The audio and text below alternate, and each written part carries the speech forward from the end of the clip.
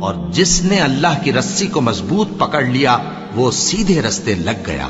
مومنو، اللہ سے ڈرو جیسا کہ اس سے ڈرنے کا حق ہے، اور مرنا تو مسلمان ہی مرنا۔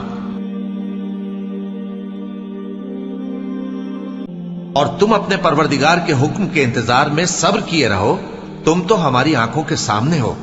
اور جب اٹھا کرو تو اپنے پروردگار کی تعریف کے ساتھ تسبیح کیا کرو، اور رات کے بعض اوقات میں بھی اور ستاروں کے غروب ہونے کے بعد بھی اس کی تسبیح کیا کرو۔ اور ان لوگوں جیسے نہ ہو جانا جنہوں نے اللہ کو بھلا دیا تو اللہ نے انہیں ایسا کر دیا کہ وہ خود اپنے آپ کو بھول گئے۔ یہی لوگ ہیں نافرمان۔ اہل دوزخ اور اہل بہشت برابر نہیں، اہل بہشت ہی کامیابی حاصل کرنے والے ہیں۔ اگر ہم یہ قرآن کسی پہاڑ پر نازل کرتے تو تم اس کو دیکھتے کہ اللہ کے خوف سے دبا اور پھٹا جاتا ہے۔ اور یہ مثالیں ہم لوگوں کے لیے بیان کرتے ہیں تاکہ وہ غور کریں۔ وہی اللہ ہے جس کے سوا کوئی معبود نہیں، پوشیدہ اور ظاہر کا جاننے والا، وہ بڑا مہربان ہے، نہایت رحم والا ہے۔ اور کہتے ہیں کہ رحمان بیٹا رکھتا ہے۔ ایسا کہنے والوں، یہ تو تم بری بات زبان پر لاتے ہو۔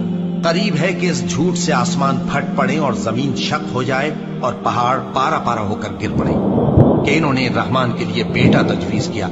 اور رحمان کو شایع نہیں کہ کسی کو بیٹا بنائے۔ ہر شخص جو آسمانوں اور زمین میں ہے رحمان کے روبرو بطور بندہ ہی آئے گا۔ اس نے ان سب کو اپنے علم سے گھیر رکھا اور ایک ایک کو شمار کر رکھا ہے، اور یہ سب قیامت کے دن اس کے سامنے اکیلے اکیلے حاضر ہوں گے۔ اے نبی صلی اللہ علیہ وآلہ وسلم، ہم نے تم پر قرآن اس لیے نازل نہیں کیا کہ تم مشقت میں پڑ جاؤ، مگر ہر اس شخص کی نصیحت کے لیے نازل کیا ہے جو خوف رکھتا ہے۔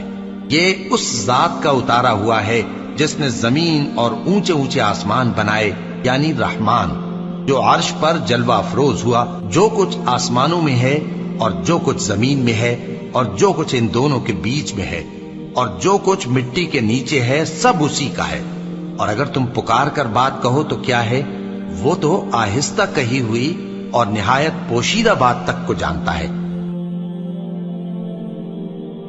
مومنو، جب جمعے کے دن نماز کے لیے اذان دی جائے تو اللہ کے ذکر کی طرف لپکو اور خرید و فروخت ترک کر دو، اگر سمجھو تو یہ تمہارے حق میں بہتر ہے۔ بے شک اللہ بھروسہ رکھنے والوں کو دوست رکھتا ہے، اور اللہ استقلال رکھنے والوں کو دوست رکھتا ہے۔ کچھ شک نہیں کہ اللہ توبہ کرنے والوں اور پاک صاف رہنے والوں کو دوست رکھتا ہے۔ اور نیکی کرو، بے شک اللہ نیکی کرنے والوں کو دوست رکھتا ہے۔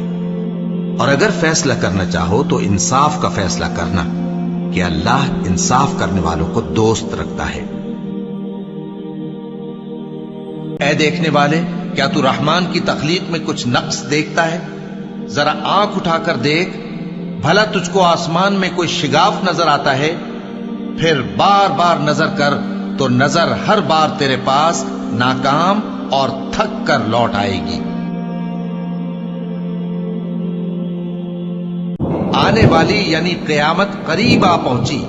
اس دن کی تکلیفوں کو اللہ کے سوا کوئی دور نہیں کر سکے گا۔ کیا تم اس کلام پر تعجب کرتے ہو اور ہنستے ہو اور روتے نہیں؟ اور تم غفلت میں پڑے ہو تو اللہ کے آگے سجدہ کرو اور اسی کی عبادت کرو۔